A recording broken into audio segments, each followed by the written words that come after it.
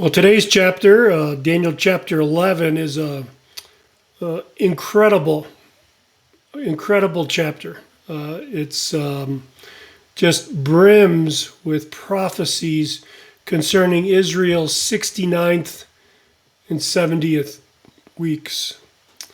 It's a very significant chapter. It shows the God of prophecy providing incredible prophecies. It gives a good reason why I often say about prophecy that it's not hard to understand, it's just sometimes hard to believe. So what we see in this chapter by way of outline is we see prophecies concerning Persia, verses 1 and 2, then Greece, verses 3 through 13, and then finally the Antichrist, beginning in verse 36 and going into chapter 12. Let me read you a quote here by Michael Rydelnik. Michael is a professor of Old Testament and Hebrew studies at Moody Bible Institute. Highly recommend the Moody Bible Commentary. It's a one-volume commentary on the whole Bible, and it's got some packed full of great insights, especially when we come to prophetic passages. Let me read what he says here. He says, Daniel 11 contains some of the most precise predictions in the entire Bible. So much so that has led many scholars to claim that it was written as a pseudo-prophecy after the events actually took place. But if God is omniscient and knows the end from the beginning, as Isaiah 46:10 says, and is capable of foretelling future events, then there's no problem with predictive prophecy. Did you catch that? The events in this chapter are so precise that people think they were written after the fact and not before. So let's get into this. Let's take a look. In verses 1 and 2, we see prophecies concerning Persia. Now, Persia was really a world-dominating power from about 530 to about 548 or 485 BC. Verse 1 indicates that we're talking to Cyrus here again, Darius, in about 538 BC. So not long after he becomes king, and far from the demise of the Medo-Persian Empire, we see Darius. And the person speaking here is the person that was speaking in chapter 10, that Christ-like figure. Some people think it was Christ that's bringing revelation to Daniel about these last days, and seems to be continuing to give him more details about the last days. And he says he's protecting Darius, protecting Cyrus, I think in order to follow through, that he might follow through on his decree that Israel may return to the land. Verse 2, he says, I'll tell you the truth. Behold, 3 more kings are going to arise in Persia. And we know from history that over the period from 530 to 485, several kings came and went, the last one being Xerxes, or sometimes known as Ahasuerus, which we encounter in Ezra chapter 4, verse 6, and in Esther 1:1. So these Persian kings continue to be significant right through the Bible. But in these first 2 verses, we see the rise, the stability of Persia until it's not. And it comes off the pages of history. And then it says, a mighty king will arise and he will rule with great authority and do as he pleases. So in verses 3 through 35, we see a detailed history of the coming kingdom of Greece. Greece was a world-dominating power from about 336 to 165 BC.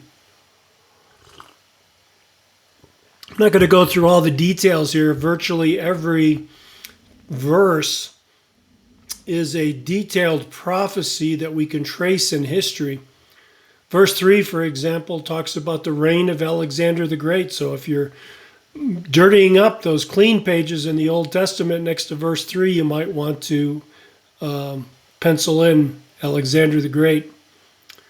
Verse 4 then talks about the division of his empire. It will be broken up and parceled out toward the 4 points of the compass. And as we know, that Alexander died unexpectedly in 323 BC. That's what it says there. As soon as he arises, it's going to be broken up. And it was broken up among 4 generals. And the generals we're going to concentrate on in this section here is the generals from the north and the south. Ptolemy in the south of Egypt, we could call that Egypt, and the Seleucid Empire of Syria, or the north. And as you go through this section from verses 5 through 20, it talks about the king of the north and the king of the south, and it's depicting kind of this continuous struggle between the king of the north, Syria, and the king of the south, Egypt. Those empires banging together, coming together, these 2 kings vying for power. And again, guess where the battleground is? Israel itself. Israel becomes that battleground, being pulled first in one direction, then the other. And as you can imagine, if you are the leader of Syria and you have just overcome Egypt, or trying to overcome Egypt, you have brought Israel onto your side as an ally. If you're Egypt and going against Syria, you are also going to want to bring Israel on your side. So as the power goes back and forth between these 2 kingdoms, with Israel in the middle, Israel's not going to be trusted by anybody. Israel's going to go first to the king of Egypt, then the Syria, and then back again. So not going to be trusted by anyone. As you walk through this section, you'll see, again, chapter after chapter, verse after verse of detailed prophecy. You get down to verse 21, we see the rise of a despicable person. The honor and the kingship has not been conferred, but he will come in a time of tranquility and seize the kingdom by intrigue. This is Antiochus. There was a series of them. This is Antiochus IV. And through intrigue, he usurped the throne from the rightful heir. And Antiochus took the name Epiphanius, or Epiphanes, the illustrious one, but is also we're known pejoratively as Epiphanes, the madman. So that's what we see here in verse 21. This is the rise of the small horn that was discussed in Daniel chapter 8, verse 9. This is that one who is going to lead verses 25 through 30, an invasion of Egypt, and he's going to brutally consolidate his dominion of Egypt and Israel. So you read through those verses, keep that in mind, a brutal consolidation. This is going to degenerate into a kind of an ongoing persecution of the Jews. Again, he's not trusting the Jews. The Jews have gone back and forth.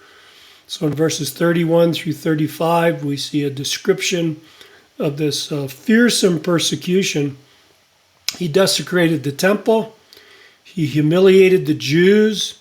He forbade observance of the Mosaic law, even went so far as to bring a pig into the Holy of Holies and sacrifice him there to desecrate the temple. His outrageous behavior against the Jews led to what's called the Maccabean Revolt. It's lasted from about 7 years, from 167 to 160 BC. If you have a Bible that has First and Second Maccabees in it, you might want to look in your index and see if those are books that are included in your Bible. They're not canonical books. That is, they're not inerrant, infallible, God-spoken works, but they're helpful works, historical works, and it gives us the history of what was happening in Israel during this period of time of the Maccabees. First and Second Maccabees describe that. I want to draw your attention down to verse 32. It talks about the people who know their God are going to rise up. So again, historically, Those people are the Maccabeans, and a particular family rose up and led them. Another group of people called the Hasidim. Hasidim, you can hear the word Hasidic in there. There's Hasidic Jews today. The Hasidim really became pivotal during this Maccabean War. They gave their support over to the Maccabean family, which was leading the war. And because of their support, they were able to defeat Antiochus. So they became very popular during that intertestamental period. And they continued to evolve and develop, and they developed really into two groups in Jesus' day.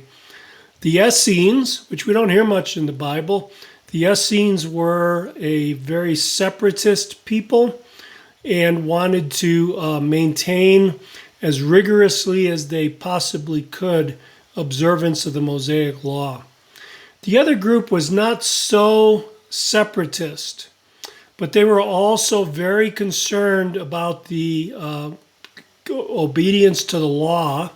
So concerned, in fact, that they put up a fence of laws around the laws so that the people of Israel wouldn't even get close to breaking that law. In Jesus' day, we find these people called the Pharisees. Again, they held on to their population. They were both separatists, both the Essenes and the Pharisees. But the Pharisees were separatists, but within Israel, the Essenes were separatists outside of Israel. We come down to verse 36 then. We see a shift in perspective. Let's take a look at that. Take a look at verses 35 and 36. So some of those who have insight will fall in order to refine, purge, and make them pure until the end time, because it is still to come at the appointed time.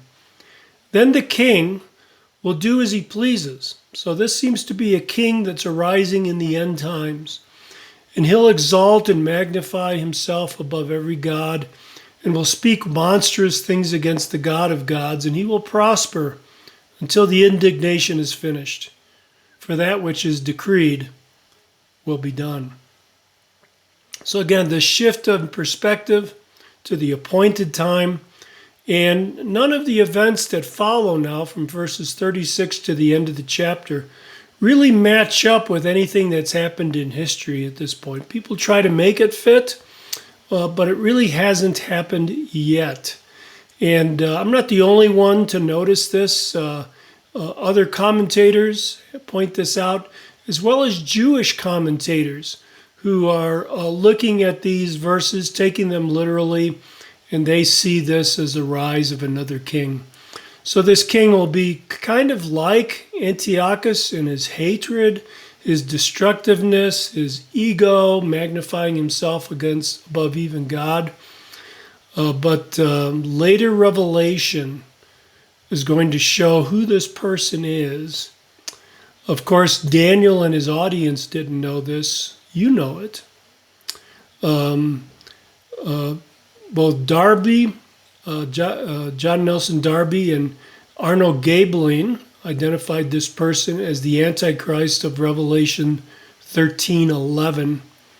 Dr. Walvoord, John Walvoord, and Dwight Pentecost, also prophetic scholars, identify him as the world ruler of Revelation 13:2. So either way, my tendency is to think him to be the Antichrist. But if he's either the Antichrist or this beast, this world ruler of Revelation 13, it's clear that this person is coming. That this is the coming opposition against God, which we'll see during that 70th week of Israel. So as we look at this chapter, we want to remind ourselves that we often think that obedience inevitably brings blessing. And it often does. Don't get me wrong, being obedient is the way to joy, is the way to satisfaction, is the way to fullness in our Christian life. But it doesn't necessarily bring immediate blessing with it.